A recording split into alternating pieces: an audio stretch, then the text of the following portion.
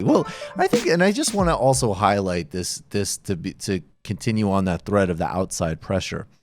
If you look at Lava Jato, and I know Lula looks at it this way, and certainly the Brazil Wire always covered it this way, as you have this independent unit which is given this incredible power to go after quote unquote corruption, and we'll get to that in a minute when we talk about media failures. And I think corruption discourse is one of the most problematic and dangerous things in terms of beating the right in today's world and actually having an analysis of capitalism and not just moralism. But you have this unit, they're set up, they have this one-dimensional, they have this corruption focus. Okay, then it's clear that it's weaponized and it's aimed at the Workers' Party. And one of the other Intercept leaks shows, as an example, that Sergio Moro smacks down the idea of going after Enrique Cardozo, another former president, saying, like, we can't investigate him. He's basically a powerful ally of ours.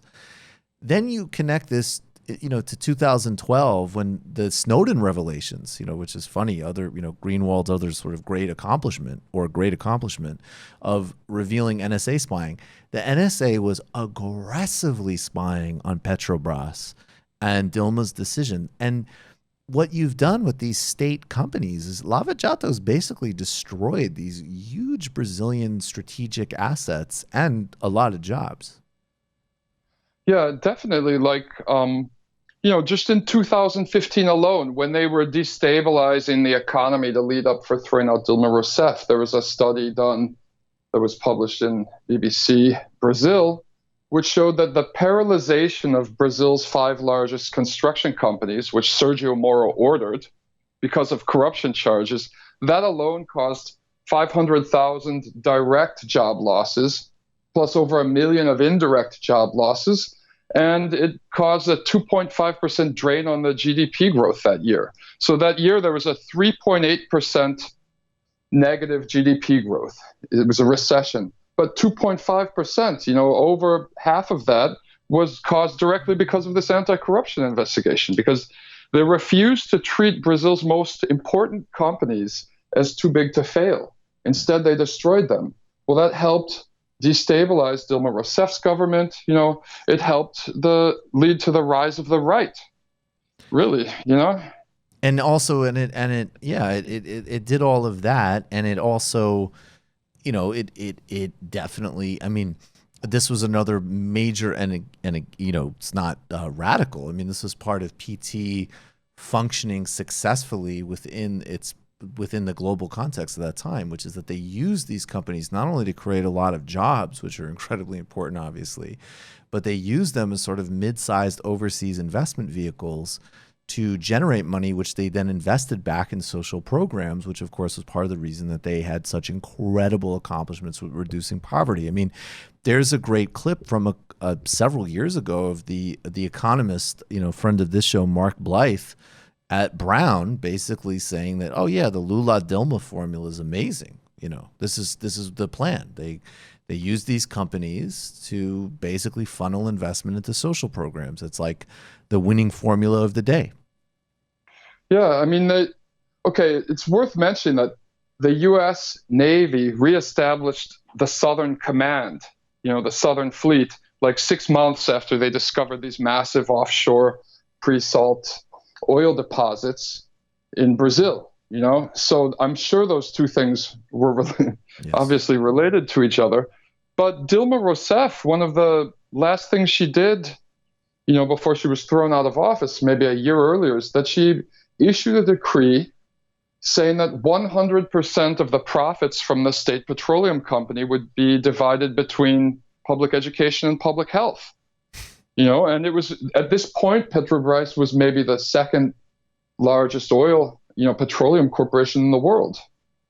I don't see Shell doing that, No. Like Shell's corrupt.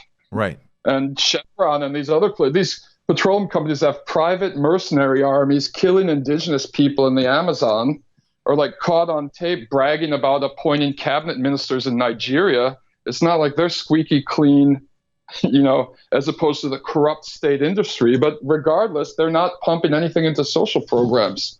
Right. really. I know that petroleum is terrible and it's destroying the world and all of this, but if you're going to, like rank different petroleum companies, you would think the state-run ones would at least have some kind of vested interest in the citizens of the country that they come from. And they clearly you know, did under the Workers' Party, under Lula and Dilma. I mean, the performance speaks for itself.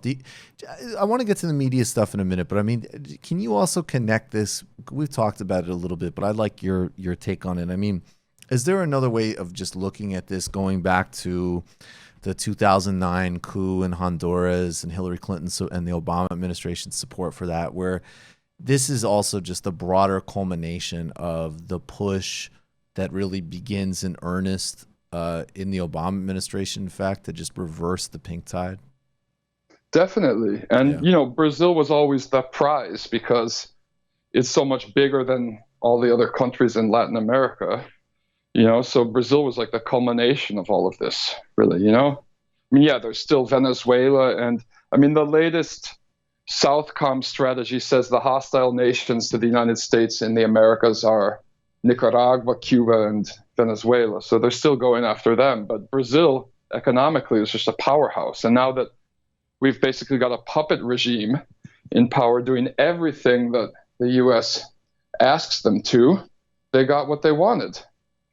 Right. And even if it's, embarrassing to some people because Bolsonaro is a bigot and a thug and an idiot, at the end of the day, it's sort of like the same, it's the same way people like the Koch brothers will kind of, yeah, Donald Trump's really uncouth. Anyways, we'll take our tax breaks and environmental pollution now. The day the U.S. corporations still have the oil, Boeing still has Embraer, aviation company, which it took over. Microsoft still has the Brazilian government converting all of their systems back to Windows, which were converted to Linux under Lula.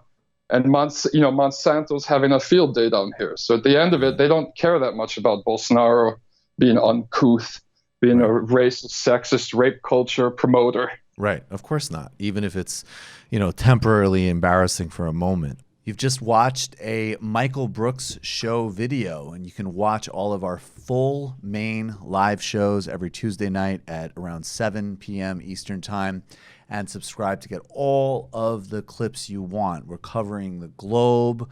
We're focusing on international relations, the intellectual dark web. We're having fun. We're doing deep dives with a lot of amazing guests. Of course, become a patron for the whole thing at patreon.com/TMBS, or subscribe to this YouTube channel and help us keep growing and get that content out there. Subscribe below.